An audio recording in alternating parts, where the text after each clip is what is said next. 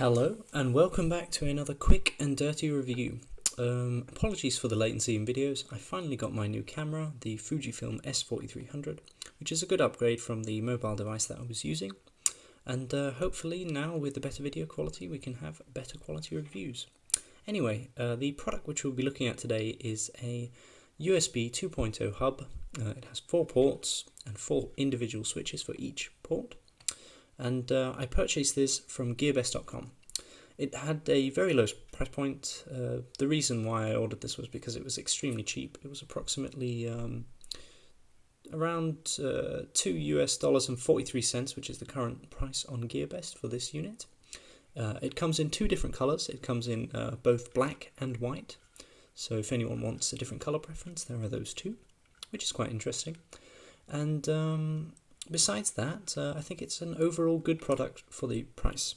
I'll be leaving the links for it in the description. Let's get on to quality. The build quality is fairly alright. It's made of plastic, not metal or anything, not an aluminium one.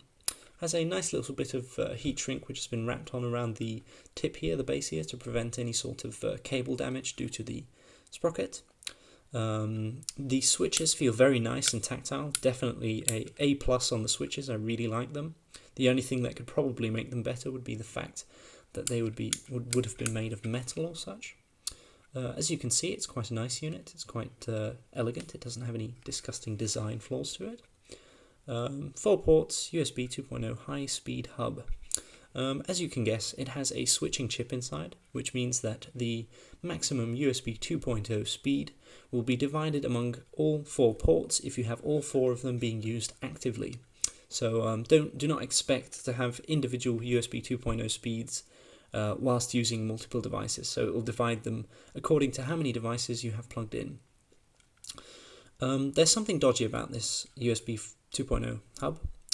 When you try and charge an Android device or an iPhone or any other device for that matter, as long as it has a high current draw, it has to be plugged into a PC. It won't charge it if it's plugged into a power bank, unless it's a very low current draw device.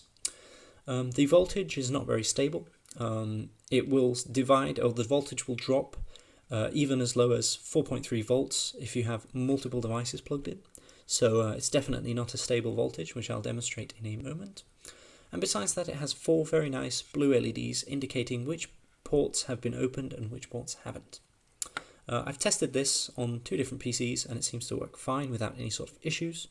The drivers seem to be unanimously functional on all operating systems, so do not expect any sort of driver issues, and it should work also on Mac OS X and other Unix-based operating systems. Let's quickly plug this in, see how it works. I'm plugging it into a Xiaomi power bank to demonstrate the voltage drop which occurs when you have multiple devices plugged into it. So let's quickly switch it on. As you can see, each port has a nice blue LED, very well dispersed light. It's not bright or anything, it doesn't catch your eye. Besides that, I can definitely praise it for aesthetics. I definitely like this design, it's nice, catchy. Let's demonstrate the voltage by plugging in a voltage meter, which I reviewed in another video. I definitely recommend that you should go and check it out. As you can see, the device detects 5.03 volts, which is fairly decent for this device, but unfortunately when put under load, it doesn't divide the voltage properly. This is probably due to the fact that the voltage dips because it has a single power source. As you can see, once I plug in this LED light, a very bright one for that matter, the voltage dips down to 4.5 volts, which is fairly low. The current draw seems to be quite stable, so low current devices, without a doubt, will all work. In fact, I'll demonstrate this by plugging in multiple little LED lights. So let's plug in these, and as you can see, the voltage has dropped a little bit. Let's switch one of them on. As you can see, the voltage has dropped down to 4.5 volts, and if I turn on the other, it drops down to 4.2 volts.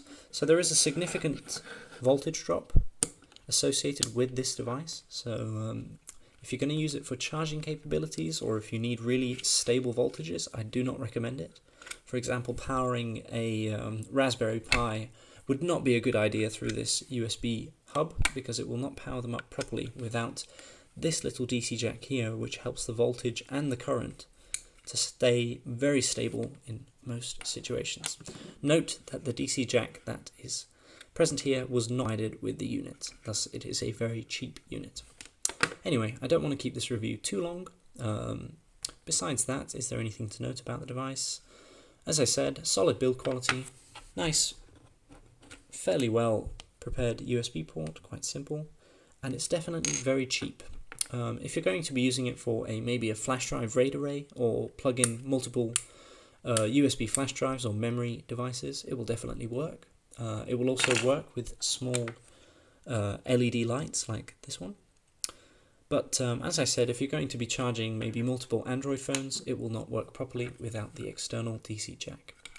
Thank you for watching this quick and dirty review. I hope I haven't bored you too much.